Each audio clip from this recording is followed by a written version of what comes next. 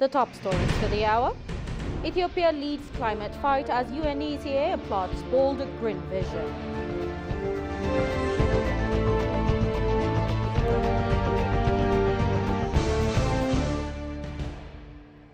And China affirms commitment to support Africa's modernization and development journey.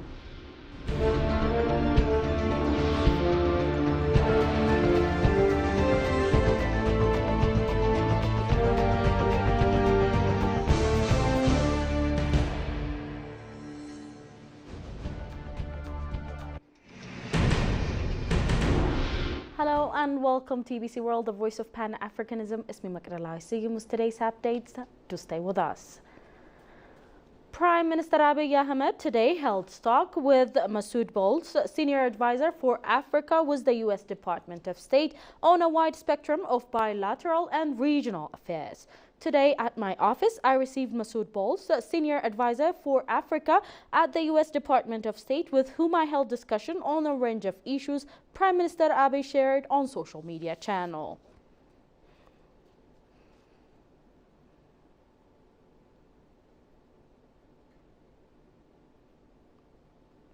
Ethiopia has achieved a significant milestone in its long-standing Nile water negotiation with Egypt and Sudan following the completion and inauguration of the Grand Ethiopian Renaissance Dam GERD, according to the analysis by the Middle East and Africa analyst Al-Faid Ibrahim in the Arab Weekly on September 17. The GERD, located on the Abai River in Ethiopia's Benishangul Gumuz region, a river that contributes over 86% of the Nile's water, is Africa's largest hydroelectric power project, with a generation capacity of 5,150 megawatts. Ibrahim noted that while Egypt has expressed concerns about potential impact on its water supply and Sudan has raised questions regarding downstream flow management, Ethiopia emphasizes its sovereign right to use its water resource for national development. The GERD was officially inaugurated on September 9, 2025 by Prime Minister Abiy Ahmed and several African leaders in attendance. The ceremony underscored the national importance of the project and Ethiopia's determination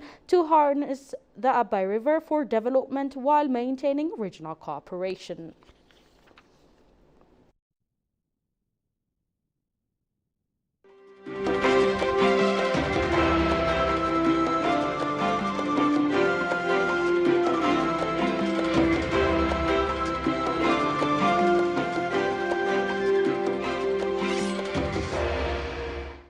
A senior United Nations official has hailed Ethiopia as a continental and global leader in the fight against climate change. Speaking to the Ethiopian news agency, James Morbiz, coordinator of the African Climate Policy Center at the UNECA, says Ethiopia's commitment to the climate action is not just rhetoric but backed by real, measurable progress on the ground. For more on that, Kasahun Chahne.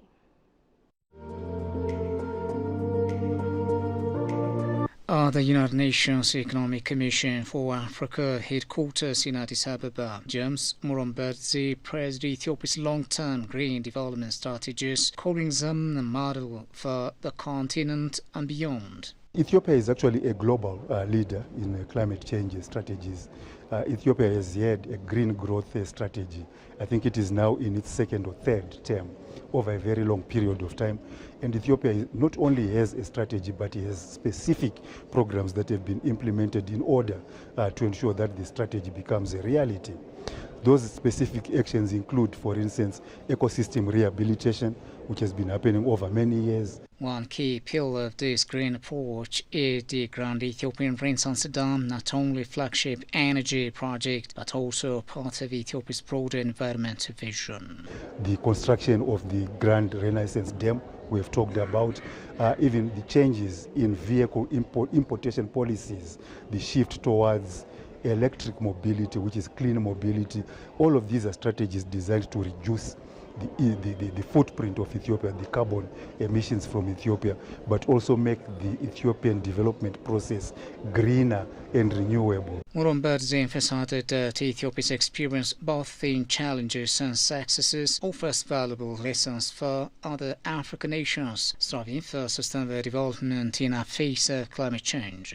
The fact that Ethiopia is located, or rather that Ethiopia is the host of Addis Ababa, which is the capital of Africa, with more than 140 embassies located here, means Ethiopia is very well positioned to interact with all of the other African countries in order to scale up the different solutions that are coming from the African continent.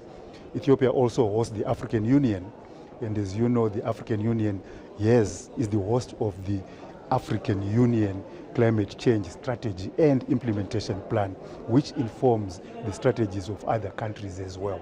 So Ethiopia has got very good experiences which can inform other countries, but also is geographically, politically, and in policy terms located in a central place where it can influence what happens in the rest of the continent.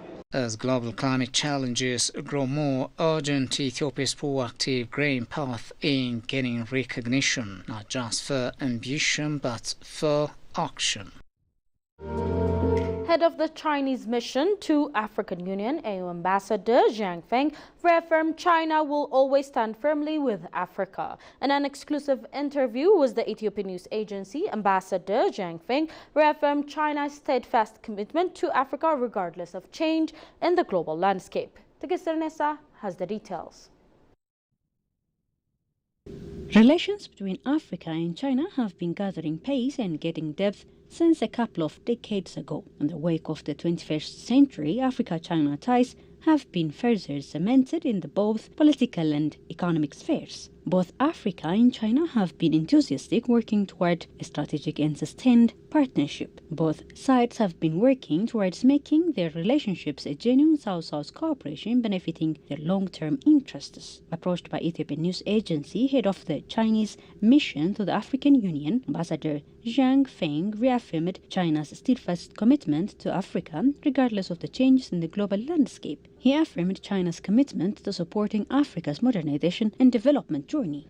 We call on the international community to give serious attention to the development challenges faced by Africa.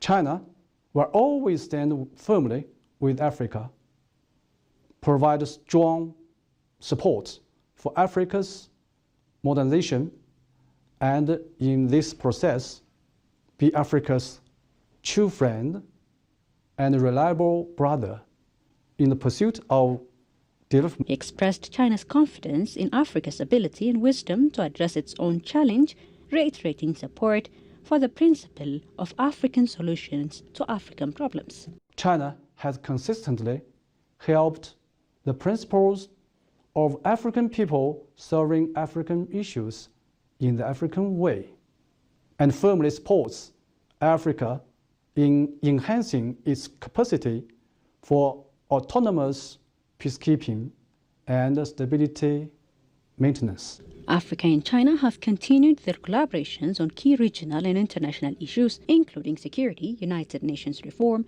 climate change, and counter-terrorism efforts. The Ethiopian airline is gearing up to launch one of its most ambitious projects yet, a state-of-the-art mega airport in Bishoftu. Group CEO Mesfin Tasso has confirmed that the official's groundbreaking ceremony is slated for the early December 2025, marking a major milestone in the national carrier's expansion plan. Shagawi Mato has the following account from the Ethiopian news agency.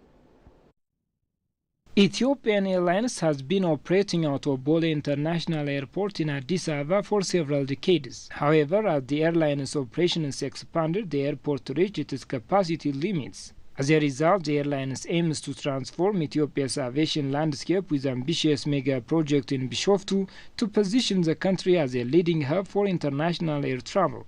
Talking to the Ethiopian news agency, Ethiopian Airlines Group CEO Mesfin Tasso said that to accommodate the growing demand and support Ethiopian Airlines expansion plans, the decision was made to construct a new airport in Bishoftu, located approximately 40 kilometers southeast of Addis Ababa. We are building a new mega airport within the city of Bishoftu, because the existing Bole International Airport has become too small and it's going to be crowded with passengers.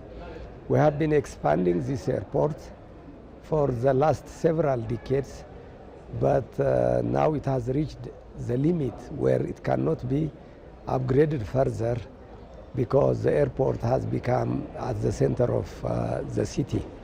So based on this, we decided to build a new airport in the Bishoftu area, and it's going to be a very big airport, initially with a capacity of 60 million passengers per year.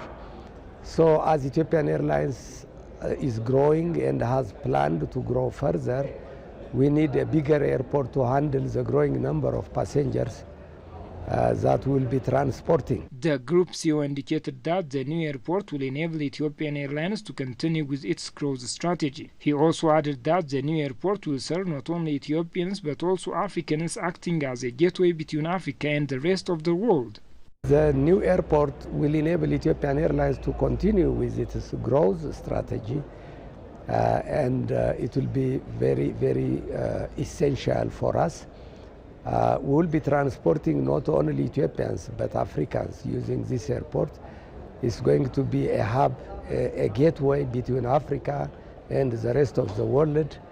It will be very important for the growth of the air transport industry in Africa. The construction of the new airport necessitates the relocation of farmers who have been using the land in the Bishoftu area. Ethiopian Airlines is actively working on developing resettlement sites for these farmers. For the CEO, the construction of Bishoftu Mega Airport groundbreaking is set for early December. At this time, we are very busy in developing the resettlement site for the farmers who have been using the land.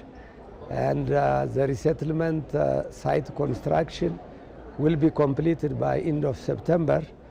And we have a plan to resettle the farmers to their new location in November.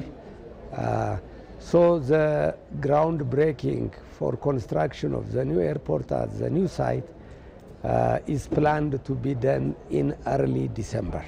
As the groundbreaking ceremony approaches, all eyes are on Bishoftu as Ethiopia takes a significant step toward realizing its vision for a world-class aviation hub. That's all we had for today's update, but before I go, let's have a recap of the top stories once again. Ethiopia leads climate fight as UNECA applauds bold green vision.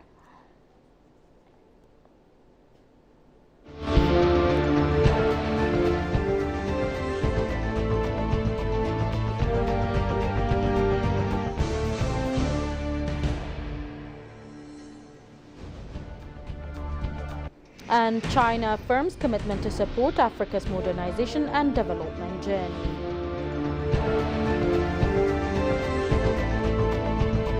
Thank you for tuning in to EBC World, the voice of Pan-Africanism. It was me, Nicola. See you in today's update. Goodbye.